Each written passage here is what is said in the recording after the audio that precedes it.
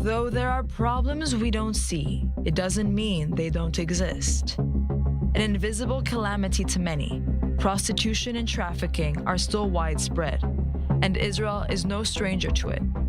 Around 3 years ago, Israeli parliament adopted the Nordic model of defining prostitution. Now, it's an administrative offense that carries a $550 fine.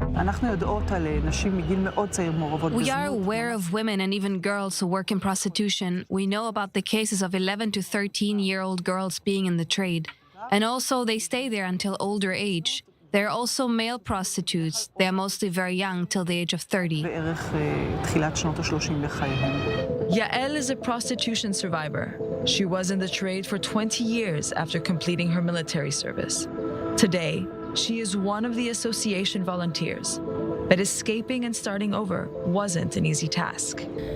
When you're in prostitution, there are several things you get used to. You have a lot of money in cash. You get used to taking taxis and spending money. It's difficult to give up this lifestyle. And also, the value of money is different. The majority of prostitutes trying to leave have debts. The value of money is different, and as you get paid under the table, there are things you don't even know about, like paying to the National Insurance Institute. You have a lot of cash, so you don't even care about some virtual debt to the National Insurance Institute, but then it doesn't even allow you to open a bank account. The difficulties are not only physical, but also psychological. You're always afraid to be outside, as people might recognize you and will point fingers. Girls think that it's not a man who should be ashamed of coming to them, but shame on a woman. It stops you from finding a new job, going to a bank, or even to some event with your daughter because of this fear. I know a girl who just left a basket with products in the supermarket and ran away because she saw her client there. The association, Lo Omdot Meneged, assisting women in the cycle of prostitution, helps survivors with basic emergency needs, such as food, clothes, and household items. They even go so far as to provide judicial and professional assistance, academic studies, psychological, and of course, medical help.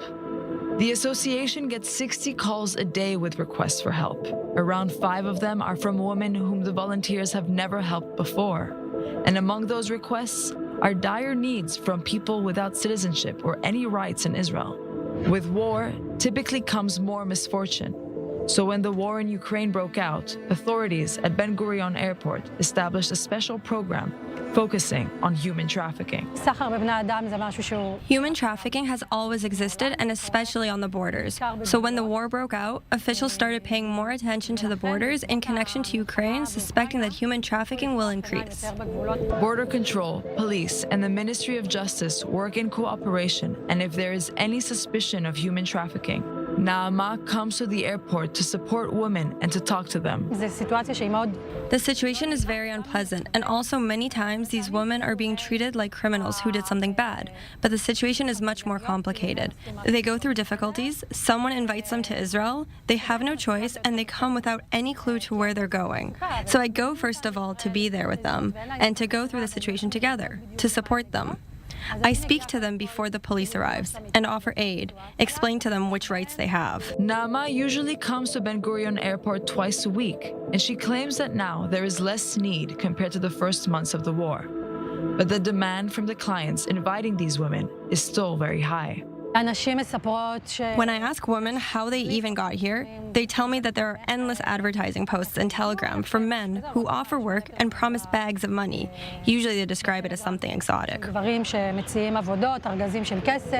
Naama and her coworkers learned the hard way what actually happens to these women.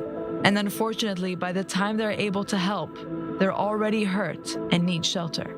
Typically, victims of sex trafficking are afraid to approach the police, emergency medical workers, or any other official, as they are afraid of being deported.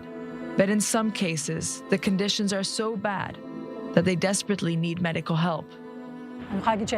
Yesterday, I was in the hospital as a social worker called me and said that there is a woman with the signs of possible human trafficking. You understand it when there are several problems not solved, when a woman is without any ID, passport, or any other document. She lives with someone much older than her.